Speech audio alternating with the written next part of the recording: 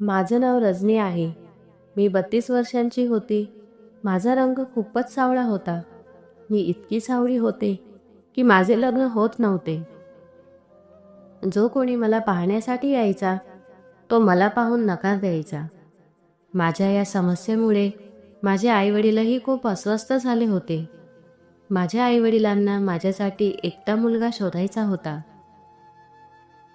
पण माझा रंग पाहता माझ्यासाठी आलेला प्रस्ताव 4-5 मुलांच्या वडिलांकडून किंवा घटस्फोटित व्यक्तीकडून किंवा एखाद्या वृद्ध माणसाकडून येत होता. माझ्या आईवडिलांना अशा व्यक्तीशी माझे लग्न करायचे नव्हते.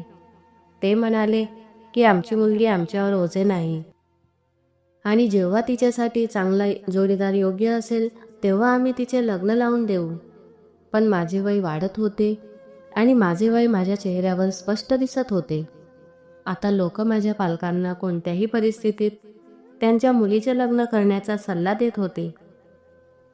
तुमच्या मुलीचे लग्नाचे वय वाढत आहे आणि येणाऱ्या काळात तुम्हाला चांगले स्थळ मिळणार नाहीत, असा विचार करून माझ्या पालकांनी एका व्यक्तीचा प्रस्ताव स्वीकारला, ज्याला 2 प्रौढ मुली आणि 1 मुलगा होता. माझे वडील खूप साधे होते. एका व्यक्तीने तर त्यांना माझ्या स्थळाबद्दल सांगितले होते. आता माझ्या पालकांना काळजी वाटत होती की भविष्यात आमच्या मुलीसाठी आणखी वाईट प्रस्ताव येऊ शकतात. ज्या व्यक्तीने माझ्या स्थळाबद्दल सांगितले होते तो माझ्या वडिलांच्या ओळखीचा होता. त्याने माझ्या वडिलांना त्या मुलाचा फोटो दाखवला आणि माझ्या वडिलांना तो मुलगा पाहताच आवडला. कारण तो मुलगा गोरा आणि त्याला पाहून असे वाटत नव्हते की तो 2 मुलांचा बाप आहे. सध्या तरी माझ्या वडिलांनी आमच्याकडून नात्याला होकार दिला होता आणि आता माझा फोटोही मुलाच्या घरी पाठवण्यात आला आणि मुलाच्या कुटुंबालाही मी आवडती होती. अशा प्रकारे माझे लग्न साधेपणाने झाले आणि मी निरोप घेऊन माझ्या सासरच्या घरी गेली. पण लग्नाच्या 2 दिवस आधी मला एक गोष्ट लक्षात आली की माझे कुटुंबीय खूप काळजीत दिसत होते आणि मला पाहून खूप रडत होते. ते म्हणाले की तू तुझ्या सासरच्या घरी तुझे घर नेहमीच एकजूट ठेव आणि कोणत्याही परिस्थितीत तुझ्या पतीच्या घरीच राहा. माझ्या कुटुंबातील सदस्यांना काय म्हणायचे आहे ते मला चांगलेच समजले होते. लग्नानंतर मी माझ्या सासरच्या घरी गेली तेव्हा मला माझ्या नवऱ्याची मुले दिसली आणि त्यांना पाहून मला आश्चर्य वाटले. दोन्ही मुली खूप सुंदर होत्या आणि मुलगा खूप विचित्र प्रकारचा माणूस होता. त्याने कानात गुंड घालतात तसे कानातले घातले होते. मला वाटलं की कदाचित ही आजकालची फॅशन आहे. माझ्या नवऱ्याची आईही त्याच्या घरी होती. पण विचित्र गोष्ट अशी होती की जेव्हा माझे नाते निश्चित झाले तेव्हा ही बाब फक्त पुरुषांमध्येच चर्चेत आली. जेव्हा ती माझी सासू आहे तर ती मला भेटायला माझ्या घरी का आली नाही आणि माझी सासू तिच्या सुनेला माहेरी आणण्यासाठी का गेली नाही. माझ्या पतीसोबत मंदिरातील सर्व विधी पार पाडल्यानंतर मी स्वतः मंदिरातून थेट माझ्या सासरच्या घरी आली. माझ्या सासूबाईही भयानक दिसत होत्या. असं वाटत होतं की ती खूप स्ट्रिक्ट महिला आहे आणि येणाऱ्या काळात ती माझं आयुष्य कठीण करेल. मला माझ्या खोलीत पाठवण्यात आले, जिथे माझा नवरा आला आणि माझ्याशी चांगल्या पद्धतीने बोलू लागला. मी इतरांकडे लक्ष दिले नाही आणि विचार केला की माझा नवरा एक चांगला माणूस आहे, म्हणून मी इतरांची काळजी करू नये. मला खूप आश्चर्य वाटले की माझे पती सुमारे 50 वर्षांचे असले तरी त्यांची सर्व लहान मुले 25 ते 30 वर्षांची होती. हे शक्य नाही. इथे आल्यानंतर मी खूप गोंधळून गेली.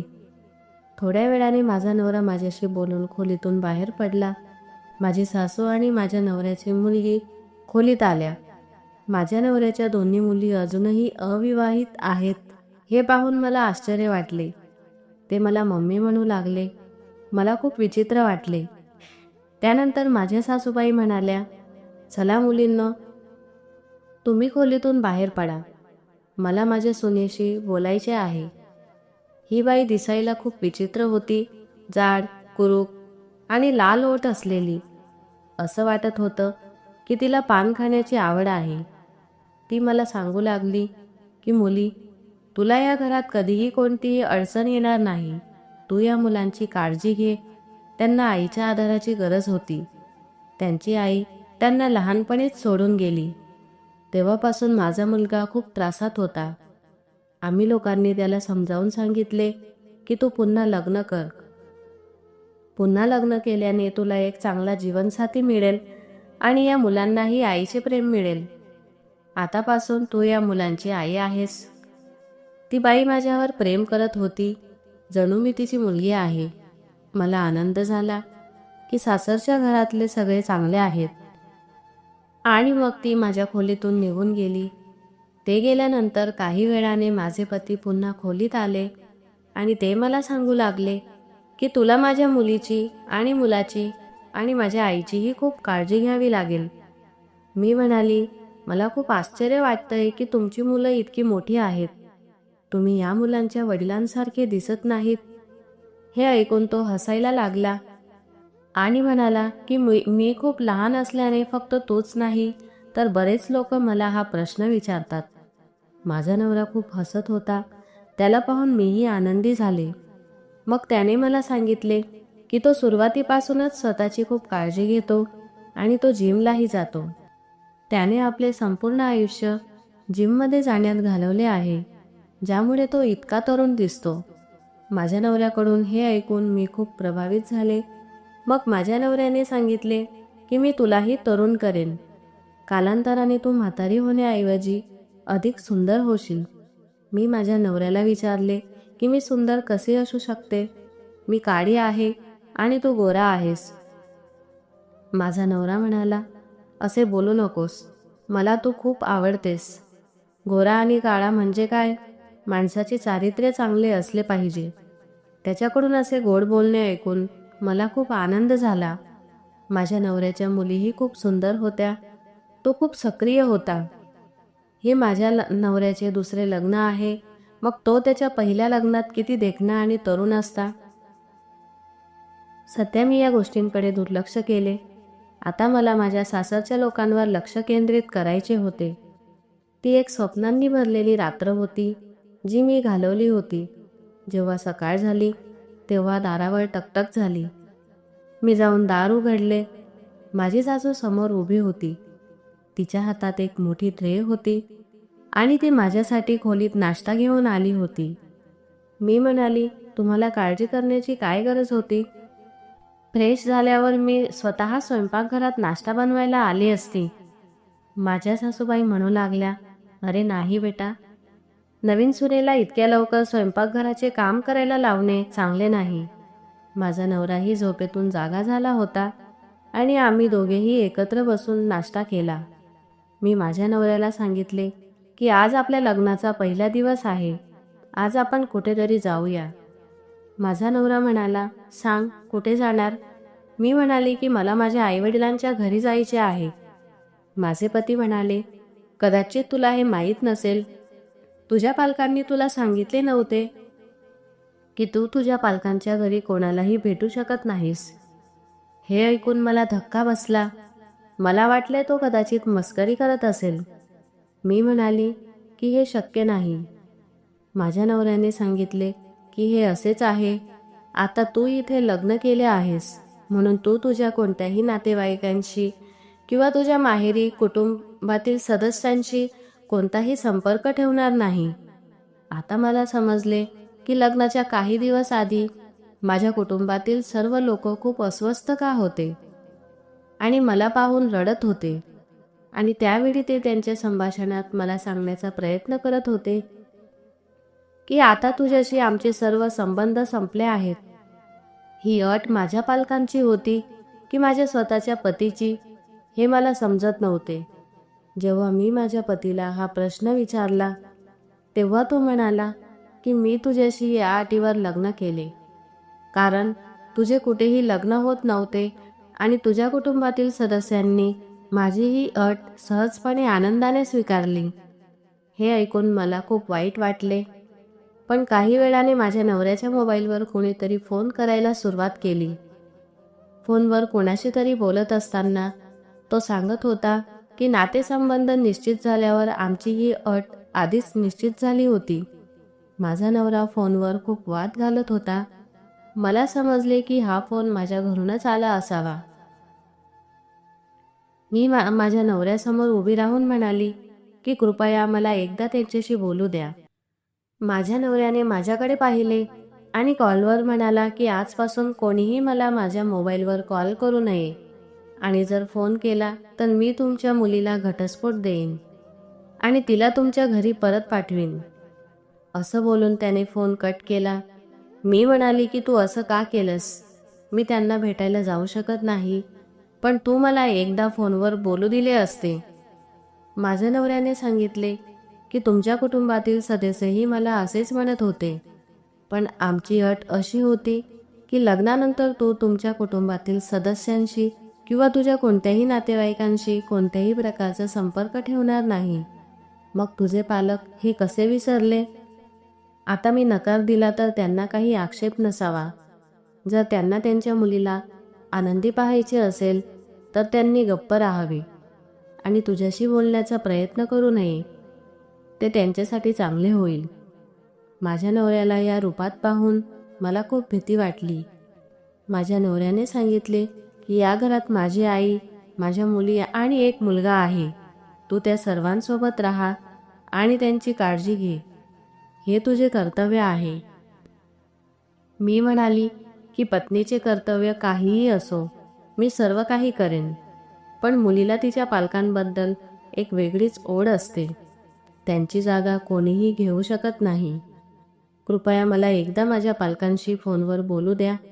तुमचा हा उपकार मी आयुष्यात कधीही विसरणार नाही आणि आजपासून मी कधीही त्यांच्याशी बोलण्याचा आग्रहही धरणार नाही.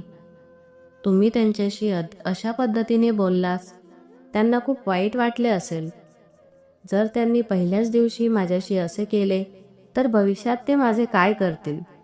मग थोड्या वेळाने माझा नवरा काहीतरी विचार करत खोलीत आला आणि मला शांत करू लागला आणि म्हणाला, काळजी करू नकोस, मी तुला तुझ्या पालकांशी बोलायला लावतो. खरं तर मी तुला त्यांना भेटायला लावतो, पण आत्ता नाही. जेव्हा योग्य वेळ येईल तेव्हा मी तुला त्यांना भेटायला घेऊन जाईन. मी माझ्या नवऱ्याला विचारले, पण हे कधी होईल? मग तो म्हणाला, मी तुला सांगितले होते की जेव्हा योग्य वेळ येईल तेव्हा मी तुला स्वतः घेऊन जाईन. फक्त माझ्या कुटुंबातील सदस्यांची काळजी घे. मला काही कामासाठी बाहेर जायचे आहे. ते खूप महत्त्वाचे आहे. माझे पती हे बोलून घराबाहेर पडले आणि माझी सासू माझ्या शेजारी येऊन बसली. जणू काही तिला माझ्याशी बोलण्यासाठी माझ्या बाजूला बसायचे आहे. माझ्या सासूबाईंनी मला बोलण्यात गुंतवून ठेवले आणि मग थोड्या वेळाने त्या माझ्या नवऱ्याच्या मोठ्या मुलीला म्हणू लागल्या, जा, तुझ्या आईने रडून स्वतःला त्रास दिला आहे. तिला डोकेदुखी झाली असेल, तिच्यासाठी 1 कप चहा बनवून दे. माझ्या नवऱ्याची मोठी मुलगी चहा बनवण्यासाठी स्वयंपाकघरात गेली. दुसरी मुलगीही तिच्या मागे आली. मी खूप नकार दिला आणि म्हणाले की मी नुकताच नाश्ता केला आहे. मी आता चहा पिण्याच्या मूडमध्ये नाही.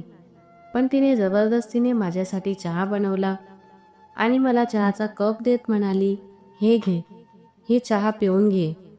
मग मला वाटलं की आज माझ्या सासरच्या घरातला पहिला दिवस आहे. पहिल्याच दिवशी माझ्या सासरच्यांनी माझ्यावर रागवावे असे मला वाटत नाही.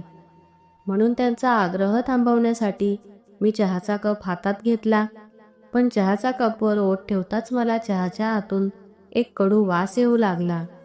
जणू काही तो खराब झालेल्या दुधापासून बनवलेला चहा होता असे मला वाटत होते.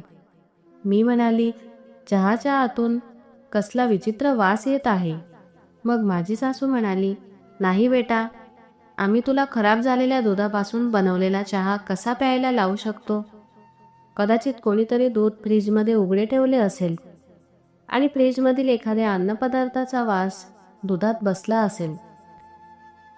तेवढ्यात माझ्या नवऱ्याची धाकटी मुलगी आली आणि म्हणाली की जर तुला माझ्यावर प्रेम असतं तर तुला या चहाचा वास न येता सुगंध जाणवला असता. आमच्या घरचा चहा संपूर्ण परिसरात प्रसिद्ध आहे. जर परिसरातील कोणी आमच्या घरी येऊन आमच्या घरात बनवलेला चहा पितो तर तो त्याची खूप प्रशंसा करतो. आणि तुम्ही म्हणता की या चहाला घाणेरडा वास येत आहे. मी असहाय्यपणे तो चहा पिऊ लागली. चहा पिण्यास छान होता, पण त्यातून काही औषधाचा वास येत होता. मी चहा पित असताना ते सर्वजण माझ्याकडे बारकाईने पाहू लागले. जणू मी चहा नाही तर औषध पित आहे. मी चहाचा संपूर्ण कप संपवताच सर्वजण माझ्याकडे असे पाहू लागले की जणू काही माझ्यावर कितीतरी मोठी समस्या येणार आहे. मग ते सर्व माझ्या खोलीतून निघून गेले आणि अचानक माझे डोळे जड वाटू लागले. मी माझ्या नवऱ्याच्या मोठ्या मुलीला म्हणजेच स्नेहाला आवाज दिला. मला माहीत होतं की तिने माझा आवाज ऐकला होता, पण माझा आवाज ऐकूनही ती माझ्याजवळ आली नाही. मला असं वाटलं की संपूर्ण खोली गोल गोल फिरत आहे. झोपल्यानंतर माझे डोळे मिटले. त्यानंतर मला काय झाले ते कळले नाही. मग रात्रीचे 10 वाजले तेव्हा माझे डोळे उघडले. मी पाहिले की खोलीत काहीच हालचाल नव्हती. खोलीतील दिवेही बंद होते. एक विचित्र शांतता होती. पण मी बेडवरून खाली उतरताच अचानक मला अशक्तपणा जाणवू लागला. मला चक्कर येऊ लागली आणि माझ्या पोटात दुखू लागले. हे सगळं माझ्यासोबत का घडत होतं हे मला कळत नाही. मी विचार करण्याचा प्रयत्न केला आणि मला आठवले की मी सकाळी 10 वाजता चहा प्यायली होती आणि त्यानंतर मला झोप लागली आणि आता माझे डोळे उघडले होते. हे कसे घडू शकते? मी इतका वेळ कसे झोपू शकली? याचा अर्थ असा की मी माझ्या सासरच्या घरी पहिला दिवस झोपेत घालवला. मी माझ्या खोलीतून बाहेर आली तेव्हा संपूर्ण घराचे दिवे बंद होते. मी टॉर्चच्या प्रकाशात लाईटची बटणं शोधण्याचा प्रयत्न करत होते. तेव्हा अचानक कोणीतरी मला ओढले आणि दुसऱ्या खोलीत ढकलले. मला खूप भीती वाटली, पण ते माझ्या नवऱ्याचे घर आहे. मला घाबरायला नको. मी ओरडण्याचा प्रयत्न केला, पण ज्याने मला पकडले होते त्याने माझ्या तोंडावर हात ठेवला. मग मी बराच वेळ तिथेच पडून राहिली. मला काहीच समजत नव्हते की ही व्यक्ती कोण आहे जी मला अशा पद्धतीने धरून होती. त्याच्या हातांच्या स्पर्शाने असे वाटू लागले की हे हात एखाद्या पुरुषाचे आहेत. मी ओळखू शकली की हे हात माझ्या नवऱ्याचे नाहीत. मी त्या व्यक्तीला जोरात ढकलले आणि त्या खोलीतून बाहेर पडत माझ्या खोलीत पोहोचली. मला माहीत नाही की ती व्यक्ती कोण होती आणि तो माझ्याशी असे का करत होता. अरे देवा, या घरात काय चालले आहे? हे घर माझ्या कल्पनेपेक्षा मोठे होते. ते हवेलीसारखे बांधलेले होते. मी येथे नवीन होते आणि माझ्या खोलीशिवाय मी माझ्या सासरच्यांचे घरही नीट पाहिले नव्हते. मला स्वयंपाकघरात जाण्याचा मार्ग माहीत होता. शौचालय आणि बाथरूम माझ्या खोलीलाच जोडलेले होते. मी बसून दीर्घ श्वास घेत होती. अचानक मला खोलीत कोणीतरी येण्याचा आवाज आला. मी मागे वळताच खोलीचे दिवे लागले. मी पाहिले की माझा नवरा माझ्यासमोर उभा होता आणि हसत होता. त्याने माझ्याकडे पाहिल्यावर विचारले, तुला काय झाले? तू इतकी का घाबरली आहेस? मी म्हणाली, कुठे गेला होतास? मला खूप भीती वाटत होती. माझा नवरा म्हणाला, तू का घाबरलीस? हे माझं घर आहे. ते भूतबाधा झालेलं घर आहे का? माझा नवरा आत आला आणि म्हणाला, मी तुला सांगितले होते की मला काही काम आहे. मी थोड्या वेळाने परत येईन. पण मी आलो तेव्हा तू झोपली होतीस. त्यानंतर मी माझ्या मुलीशी आणि आईशी बोलण्यासाठी बसलो. मी पटकन माझ्या नवऱ्याचा हात धरला. तो म्हणाला, तू का काळजी करतेस? मी म्हणाली की कोणीतरी मला पकडले आहे. त्या खोलीत कोण होते? माझा नवरा म्हणाला, अरे, त्या खोलीत फक्त मीच होतो. कोणीतरी येऊन तुला पकडले असे तुला का वाटले? माझ्या घरी माझ्याशिवाय दुसरे कोण येणार होते? हे संपूर्ण घर माझे आहे. माझ्या मुली, माझी आई आणि माझा मुलगा या घरात राहतात. माझा मुलगा दिवसभर कामावर असतो आणि रात्री फक्त झोपण्यासाठी घरी येतो. आणि तो कधीच 11च्या आधी येत नाही. आणि आता 10:30 वाजले आहेत, म्हणून मीच तुला पकडले. मी म्हणाली, जर तोच होतास तर तू मला का नाही सांगितले? तुला माहिती आहे मी किती घाबरली होती. हे ऐकून माझा नवरा जोरात हसायला लागला आणि म्हणाला, मी तुला घाबरवत होतो. माझा नवरा अशा पद्धतीने बोलला जणू त्याने मला पकडले आणि ढकलले. तो दुसरा कोणी नसून माझा नवरा आहे. क्षणभर मी त्याच्या बोलण्यावर विश्वास ठेवला आणि मी निश्चिंत झाले. कदाचित मी माझ्या नवऱ्याला ओळखण्यात चूक केली असेल, कारण मी त्याच्यासोबत एक दिवसही राहिली नव्हती. माझा नवरा येताच तो मला म्हणाला, जा आणि जेव. मी म्हणाली, मला काहीही खाण्याची इच्छा नाही, पण माझ्या डोक्यात दुखत आहे आणि मला असं वाटतंय की माझ्या शरीरात खूप अशक्तपणा आहे. माझा नवरा म्हणाला, ठीक आहे, मी तुझ्यासाठी चहा बनवतो आणि घेऊन येतो. चहा प्यायल्याने तुझे डोकेदुखी बरी होईल. मी माझ्या नवऱ्याला सांगितले की नाही, मी जास्त चहा पित नाही. मग माझा नवरा म्हणाला, चल मी तुझ्यासाठी कॉफी बनवतो, तुला त्यात कमजोरी वाटणार नाही. मी त्याला नकार दिला. मी म्हणाली, मला काहीही प्यायचे नाही. पण विचित्र गोष्ट अशी होती की माझ्या नवऱ्याने माझ्यासाठी जबरदस्तीने कॉफी बनवली.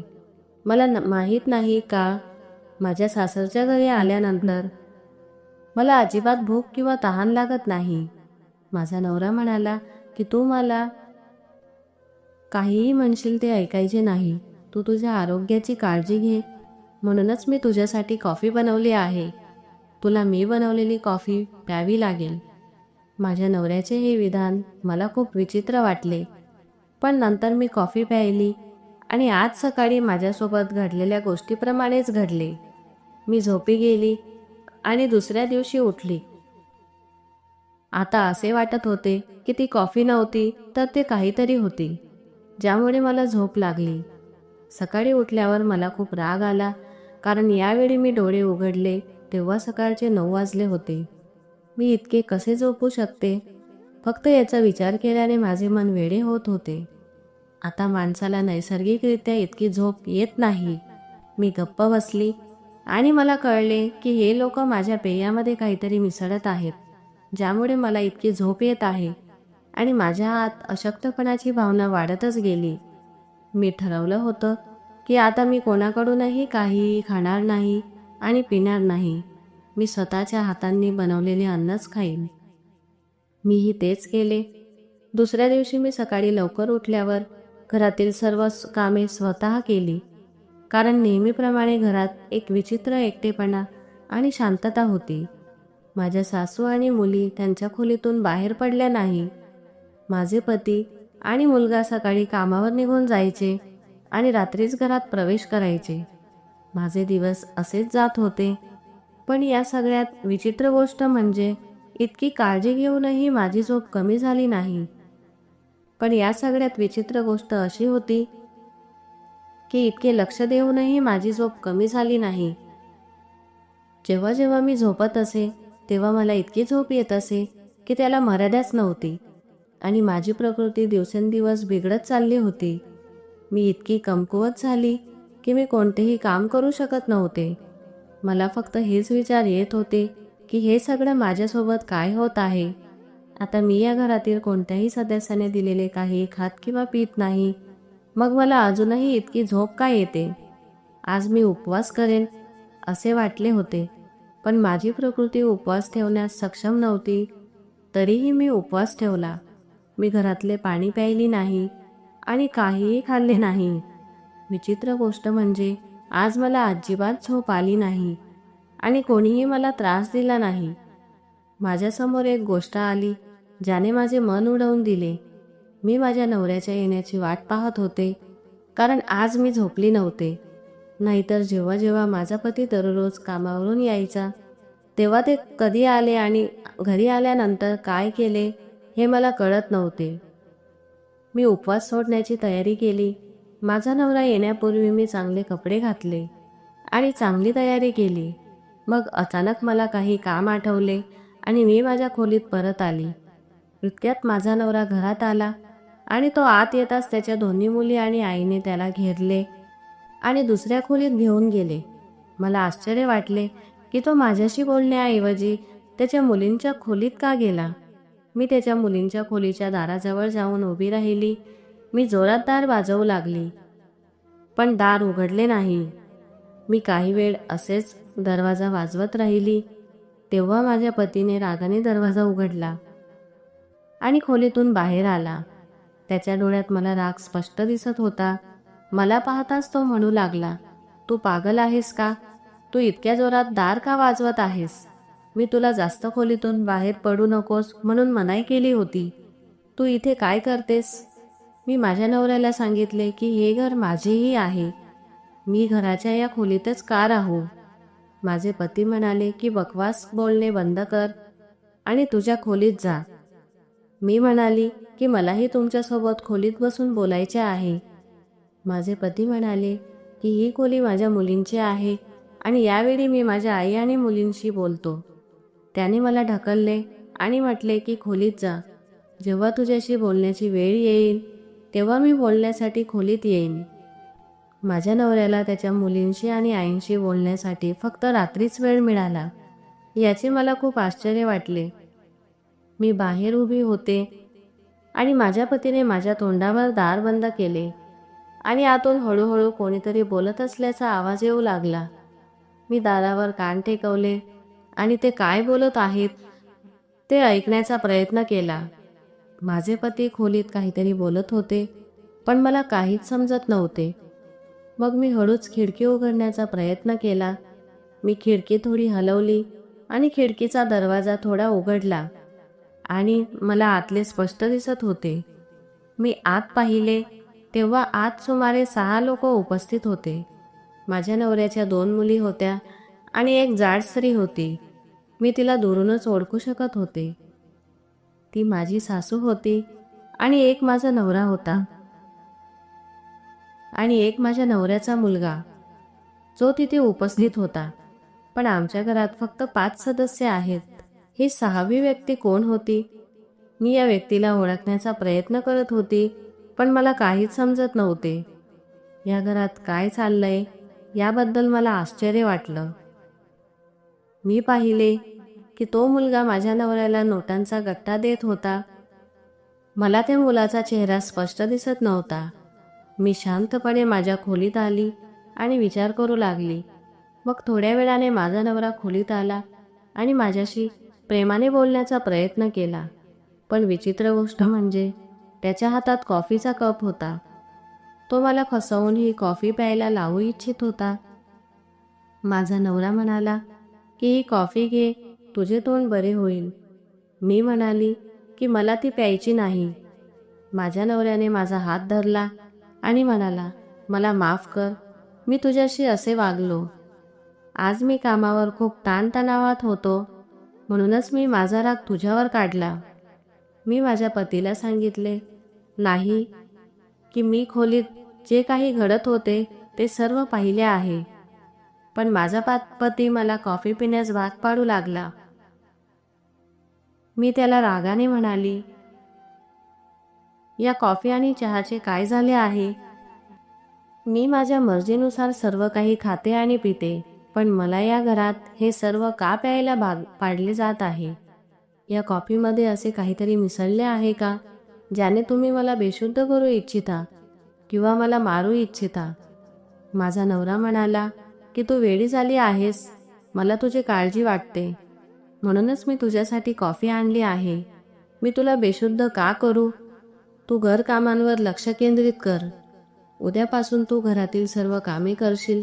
तुला खूप मोकळे राहण्याची सवय झाली आहे, म्हणूनच तुझ्या मनात विचित्र विचार येऊ लागतात. मला वाटलं होतं की माझा नवरा मला धमकी देण्यासाठी हे सगळं बोलत असेल, पण नंतर तो म्हणाला की तू मला असं बोलायला भाग पाडतेस. मी तुला खूप प्रेम करतो, आता मी तुझ्याशी बोलणार नाही. माझ्या नवऱ्याचे असे गोड बोलणे ऐकून माझे मन हलके झाले आणि मी त्याच्या हातातून कॉफीचा कप घेतला आणि म्हणाली की तुम्ही काळजी करू नका, मी ही कॉफी पिते. हे ऐकून माझा नवरा खूप आनंदी झाला. पण ही माझी सर्वात मोठी चूक होती. मी कॉफी प्यायल्याबरोबर मला एक विचित्र नशा वाटू लागली आणि मी पुन्हा बेशुद्ध पडली. त्यानंतर माझ्यासोबतही असेच घडले, जे अनेक वेळा घडत होते. दुसऱ्या दिवशी सकाळी 9 वाजता मी उठले. माझ्या पोटात खूप वेदना होत होत्या आणि माझे डोके खूप जड वाटत होते. दुसऱ्या दिवशी मी माझ्या खोलीतून बाहेर आली आणि तेव्हा मी गप्प बसली. माझे पती कामावर गेले होते. माझ्या सासूबाईंनी मला घरातील सर्व कामे करायला सांगितली. ती म्हणाली, तुझ्या लग्नाला बराच काळ झाला आहे. आता तू घराची सर्व जबाबदारी तुझ्या खांद्यावर घ्यावी असे मला वाटते. घरातील कामे करण्यास मला काहीच हरकत नव्हती, म्हणून मी शांतपणे सर्व काही करू लागले. माझ्या नवऱ्याच्या दोन्ही मुली मोठ्या झाल्या होत्या, पण त्या घरकाम करत नव्हत्या. माझ्या सासूबाईही एका बाजूला बसून पान खायच्या आणि त्यांची नजर फक्त माझ्यावर असायची. मला सुरुवातीपासूनच ही बाई खूप विचित्र वाटली. एके दिवशी मी कपडे धुत असताना मला दिसले की माझ्या नवऱ्याचा मुलगा माझ्याकडे विचित्र नजरेने पाहत होता. त्याला पाहून मला विचित्र वाटले, म्हणून मी माझ्या साडीने माझे पोट झाकले. आज माझ्या नवऱ्याचा मुलगा सुट्टीवर होता आणि तो घरी उपस्थित होता. मी स्वयंपाकघरात स्वयंपाक करत होती आणि मला असं वाटलं जणू कोणीतरी माझ्या कमरेवर हात ठेवला आहे. मी घाबरली आणि मागे वळून पाहिले तर माझ्या नवऱ्याचा मुलगा तिथे उभा होता. मला पाहताच तो घाबरला. त्याचा चेहरा फिकट पडला. मी त्याला विचारले की तुला काय हवे आहे आणि तू काय करतोयस? तो म्हणाला, आई, मी काहीही करत नाही. मला 1 ग्लास पाणी हवे होते, म्हणूनच मी स्वयंपाकघरात आलो. मी जातो, असं म्हणत तो स्वयंपाकघरातून बाहेर पडला. एके दिवशी दूधवाला दाराशी आला, म्हणून मी दूध आणण्यासाठी दाराशी गेली. मी दाराशी जाताच रस्त्यावर अनेक महिला उभ्या होत्या आणि माझ्याकडे पाहत आपापसात बोलत होत्या. दूधवाला दूध देऊन निघून गेला होता, पण त्या महिला अजूनही माझ्याकडे पाहत होत्या आणि ती माझ्याजवळ आली आणि म्हणाली, आम्ही तुला या घरात कधीच पाहिले नव्हते. तू इथे नवीन आली आहेस का? मी म्हणाली, मी इथे नवीन आहे याचा अर्थ काय? मी या घराची सून आहे. माझे बोलणे ऐकून त्या महिला एकमेकांकडे पाहू लागल्या आणि त्यापैकी एक हसून म्हणाली, अरे सून, मला माहीत नाही आतापर्यंत या घरात किती सुना आल्या आहेत. मी त्या महिलेला काही प्रश्न विचारण्यापूर्वीच मागून कुणीतरी माझा हात धरला आणि मला आत ओढले. मी मागे वळताच माझ्या श्वासाने मला आत ढकलले. माझ्या हातातून दुधाचा डब्बा पडण्यापासून वाचला. माझ्या सासूबाईंनी लगेच दार बंद केले आणि आतून कुलूप लावले आणि ती माझ्याकडे पाहत मला शिव्या देऊ लागली आणि म्हणाली, माझ्या मुलाने तुला किती वेळा सांगितले आहे ही इकडे तिकडे पाहण्याची गरज नाही. जर तुझ्या नवऱ्याला कळाले की तू दारात उभी आहेस आणि शेजारच्या महिलांशी बोलत आहेस, तर तुला माहीत नाही की तो तुला काय करेल. मी म्हणाले की काय चूक केली आहे? दूधवाला बराच वेळ दारावरची बेल वाजवत होता आणि कोणीही आवाज ऐकत नव्हते. म्हणूनच मी दूध आणण्यासाठी दुधाचे भांडे घेऊन आली. मी कोणतेही पाप केले नाही. माझ्या सासूने त्या दिवशी शेजारच्या महिलांशी बोलून खूप गोंधळ घातला. आज मला या लोकांवर संशय येऊ लागला होता आणि मी विचार करत होती की शेजारच्या त्या महिला मला काय सांगू इच्छितात, कारण शेजारच्या महिलाच मला या घराबद्दल सर्व काही सांगू शकतात. संधी मिळताच मी शेजारच्या एका महिलेशी बोलण्याचा प्रयत्न केला. मी काहीतरी बहाण्याने टेरेसवर गेली.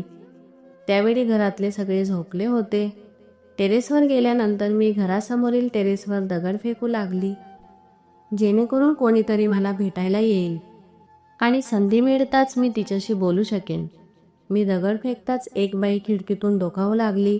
मी तिला हाक मारली आणि काहीतरी बहाण्याने तिला टेरेसवर बोलावले. ती बाई तिच्या टेरेसवर आली.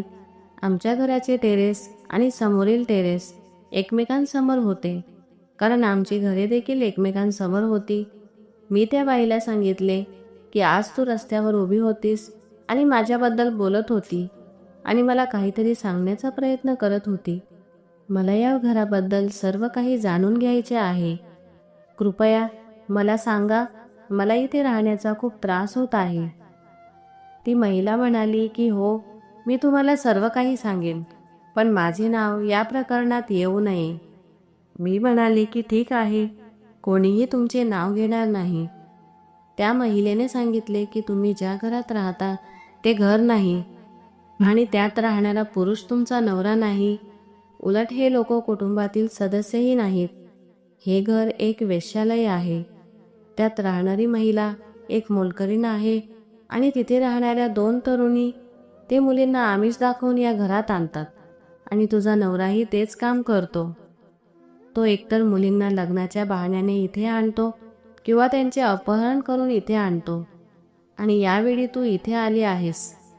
आम्ही या लोकांविरुद्ध अनेक वेळा गुन्हे दाखल केले आहेत, पण प्रत्येक वेळी हे लोक पोलिसांना जास्त पैसे देऊन परत माघारी पाठवतात आणि परिसरात राहणाऱ्या लोकांना कोणत्या ना कोणत्या मुद्द्यावर त्रास देतात. मी विचारले की या घरात राहणारा मुलगा कोण आहे. त्या महिलेने सांगितले की या घरातला मुलगा तुमच्या नवऱ्याचा मुलगा नाही, तर तो मोलकरणीचा मुलगा आहे. त्याचे काम या घरात राहणाऱ्या मुलींवर लक्ष ठेवणे आहे, जेणेकरून त्या पळून जाऊ नये. दर महिन्याला एका मुलीला कुठल्या ना कुठल्या बहाण्याने इथे आणले जाते. मी म्हणाली ठीक आहे, मुलींना इथे आणल्यानंतर त्यांचे काय केले जाते. त्या बाईने मला सांगितले की तू पूर्णपणे वेडी आहेस. ती म्हणाली की इथे येणाऱ्या कोणत्याही मुलीचे शरीर विकले जाते. हे ऐकून माझ्या पायाखालची जमीनच सरकली. आणि त्या महिलेने मला सांगितले की हे लोक खूप धोकादायक आहेत.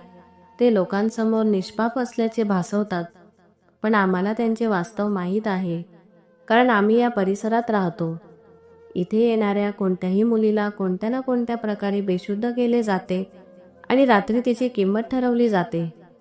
जोपर्यंत ती मुलगी बेशुद्ध राहते तोपर्यंत तिला माहीत नसते की कोणीतरी क्रूर व्यक्तीने संपूर्ण रात्र तिच्या प्रतिष्ठेशी खेळला आहे. मला घाम फुटला. शेवटी ही महिला काय म्हणत होती? ही बाई खरं सांगत होती. तिने मला सांगितले की तू छान दिसतेस, म्हणूनच मी तुला लवकरात लवकर इथून पळून जाण्यास सांगत आहे, नाहीतर हे लोक तुला सोडणार नाहीत. हे माझ्या सासरच्यांचे घर नव्हते, तर हे टोळीचे सदस्य होते जे मुलींना मूर्ख बनवत होते आणि त्यांच्याकडून पैसे वसूल करत होते आणि अशा प्रकारे त्यांचा व्यवसाय चालवत होते. ती बाई माझ्याशी काही वेळ बोलून तिच्या घरी गेली आणि मी काय करावे याचा विचार करत होते. मी ठरवलं होतं की मी आता हे सगळं सहन करू शकत नाही. मी माझ्या खोलीत गेली आणि शांतपणे माझ्या नवऱ्याचा फोन उचलला आणि पोलिसांना फोन केला. मी पोलिसांना सगळं सांगितलं. मला माहीत होते की इतक्या दिवसांपासून माझ्यासोबत जे काही घडत आहे तेच हे लोक दुसऱ्या दिवशी माझ्यासोबत करतील. मला या लोकांना रंगेहात पकडायचे होते.